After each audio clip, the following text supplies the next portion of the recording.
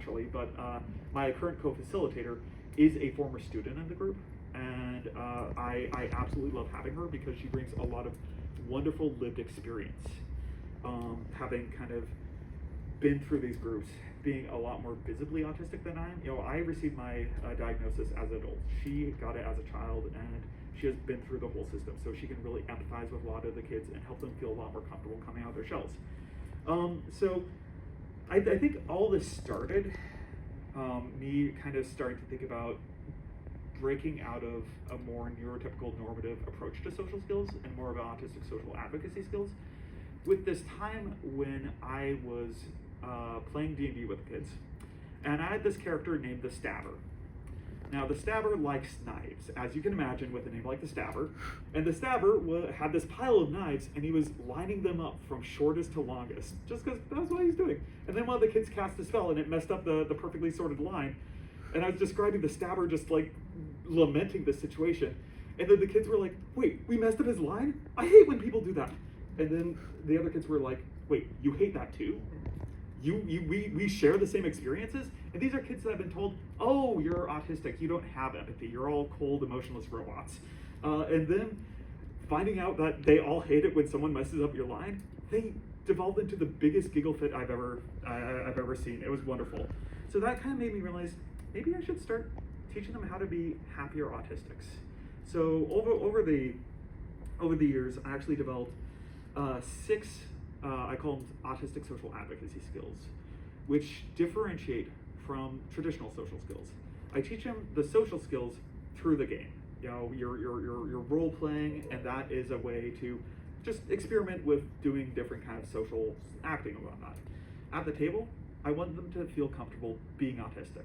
So I'm actually publishing a paper in October outlining this framework, but there's kind of 2 components. There is the skills components, which is self and peer advocacy,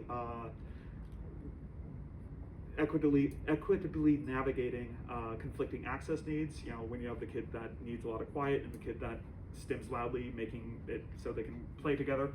And then safety, and then there's some around identity. So finding autistic joy, building autistic identity, and contextualizing your autistic traits and understanding what they mean and being able to share them and find that shared identity. So the idea that I want kids to start building their understanding of autism as an identity, not a diagnosis, from an early age.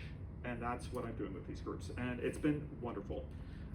I also have the benefit, or rather the kids and parents have the benefit of having an autistic role model. Parents very often are told by providers, the media, the world, oh, you have an autistic kid, I'm sorry, you're screwed. That is really, really common. Or, oh, did you get him vaccinated? You know, there's so many tragedy narratives.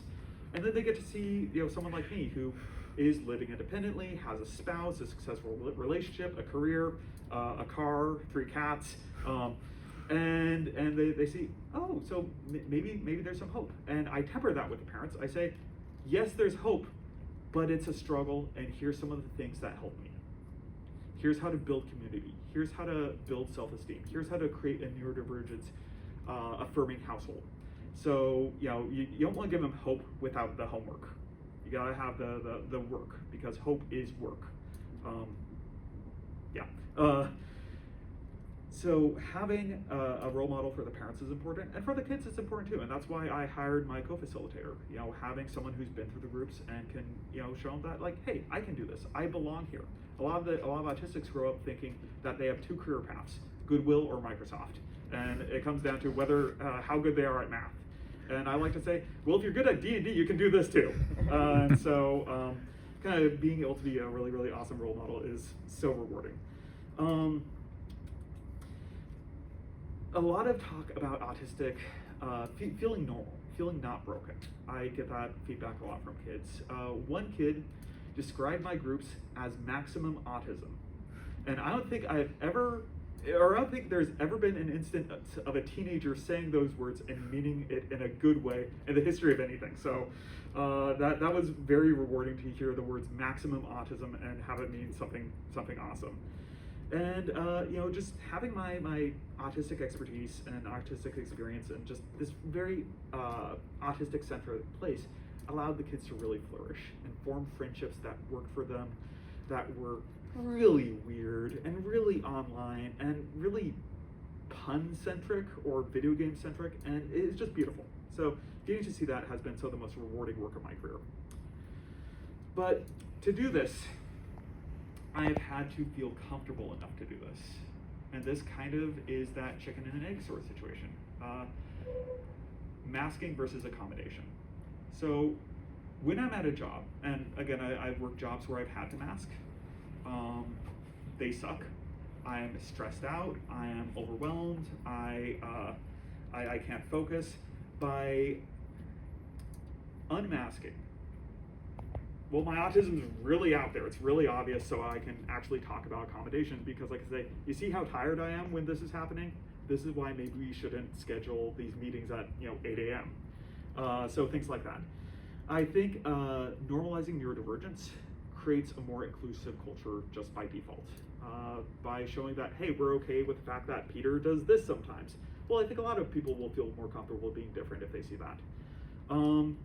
Not having to mask, I find that personally, my stress level is way down, my anxiety level is way down, and I can focus a lot better. But if I'm not being accommodated, the mask goes right back on. And I remember I was working for an intensive services agency, and I got my diagnosis, and I approached my supervisor, and I asked about some accommodations, and the response was, yeah, we don't do that here. And then it turned into kind of a high school level bullying thing, where the vibes, I suddenly felt like I was in high school. It was rough, and I always like to say that the best people at diagnosing autism are bullies. They can do it in about 5 seconds. But it was rough, and the mask went right back on. So the places where I worked that have done this the best, really, well, they hire me. A part of hiring me is knowing I'm an autistic advocate, but I'm not going to work as an autistic advocate for a place that doesn't value inclusion and acceptance. So I'm very careful with who I work for. There are a lot of people that I won't touch because I know they will expect me to mask, and I will not be successful there. I will not be a good employee for them. So I really look for places that have that culture. I think that's one of the reasons I work in disability nonprofits so much, because if your boss has a disability, chances are they're going to be pretty understanding. And that's actually one of the really interesting things I'm dealing with the D&D groups, because the kid that I recruited to help me run them has disabilities, and as a manager, supporting her is a really interesting experience, because one of the things she said is, you don't have empathy, you have understanding. And I think what she's saying is, you have autistic empathy. They're very different things. There's some research that I just read on that was really cool. But I think a really core piece of this is understanding that accommodation helps people be the best they can at their job. It's not a deficit thing, it's helping them be amazing. And if you can't help your employees be amazing, what's wrong with you? So, I want to talk about some of the practical autism accommodations throughout my many jobs that have been really helpful. And the reason I want to talk about this is when I was doing research for this presentation, I watched a lot of videos on how to accommodate your autistic employees, and it was always like, oh, have a quiet place, let them listen to music. They were all very convenient things. And accommodation shouldn't always be convenient. It should be transformational. And I think the fundamental piece here is leaning into the social model of disability that understands that disability is a form of diversity. And a lot of the workplace culture, professionalism, capitalist everything, is ableist. It's not designed for people who are autistic, and it's not designed for a lot of different types of people. So kind of building that in and really acknowledging that you are doing some transformational justice work, but you're getting something out of it. You're getting meaningful diversity, not just someone who is there to be a mascot.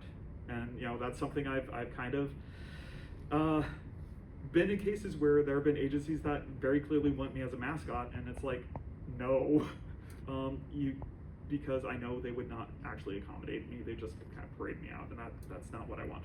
That's not meaningful. So meaningful stuff, flexible schedule. Flexible schedule does not mean I'm available 24/7.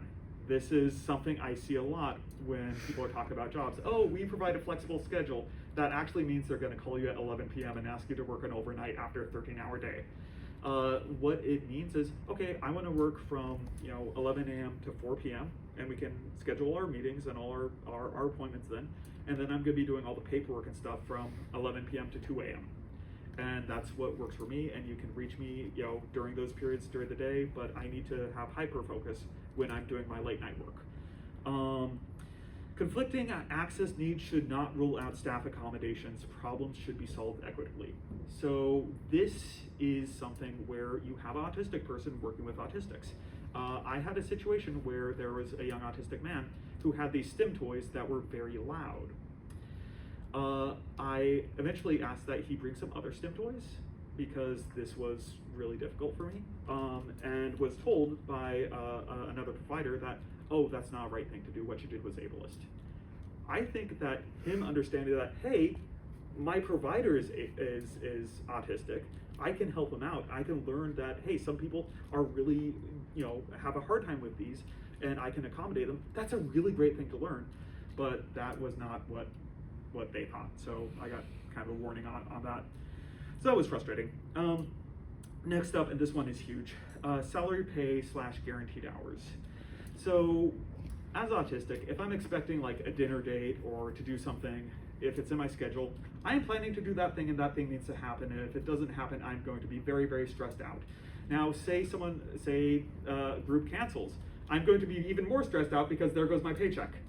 So some of the most successful people have said like, okay, well, we also have 15 hours of Reliance training that are optional. Whenever you have time, no rush. If people cancel, you can do the Reliance training. That way I know there's a cushion, I know I'm not gonna lose a paycheck, and I have a very clear view of how I'm gonna make up the hours.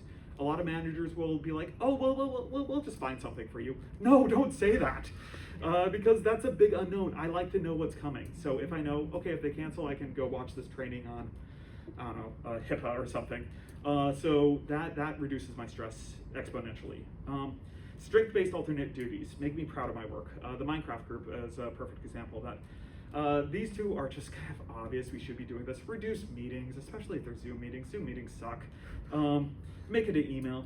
Be direct communication. And if you're giving someone tasks, email them to them. A manager will say, hey, I need you to go finish this paperwork and then go schedule this and then go set this lunch up and do this. I'm focused on the first task they said and thinking about that and how that's going to work, and I missed the other 3 tasks. So please be detail-oriented and also give me the big picture of why things are important, because otherwise I will not know the expected outcome, and you're going to end up with something over here when you needed something over here. Also having really good synergy between HR management and employees. I did this training, or reviewed this training for employees, management, HR, and autism supports on how to support autistics. And one of the things I liked was all the materials used the same language, so everyone knew the right words to say. I think as autistics, we're terrified of asking for accommodation because we don't know the right language. We don't know anything about HR, and we have been hurt when we've asked for help. So knowing the right words to say and knowing that there are pathways for resolution is really important, and I think really, really proactive work on behalf of HR is critical. And I've actually never had this happen. I'd like for it to happen, but most HR departments don't even think about this. So I want to kind of talk about why this is important. And really it comes down to the idea of nothing about us without us. The CDC currently states that 1 in 36 children are autistic. I think those numbers are actually higher. We're starting to get better at diagnosis, but we're still not where we should be. Diagnosis is still very, very hard unless you're a bully, and then you could just diagnose autism in like 3 minutes or 5 seconds. But getting that diagnosis is very difficult. Autistic social accessibility improves the ability for autistics to engage in group therapy because they feel like there's someone who gets them. I have heard a lot of stories of autistics in group therapy who see it as a joke because they realize no one's going to get them. One girl would come up with fake traumas Like she would describe her uncle that died in a grotesque fishing accident because she didn't want to talk about how going into a store and being misunderstood was heavily traumatic for her because she knew she'd get laughed at. So, you know, at least the fishing story was interesting. And then the ability to find the community, because autistics, you know, finding other people that communicate like you is incredibly empowering. But it really comes down to having a healthy relationship with accommodation and supporting unmasking. But it's really important to go above and beyond. And recognize that nothing about us without us, it's not just a fad. Right now in Washington, the overtime window is really focused on it because of that bill, but we need to be doing this better in the neurodiversity world. So some stuff. And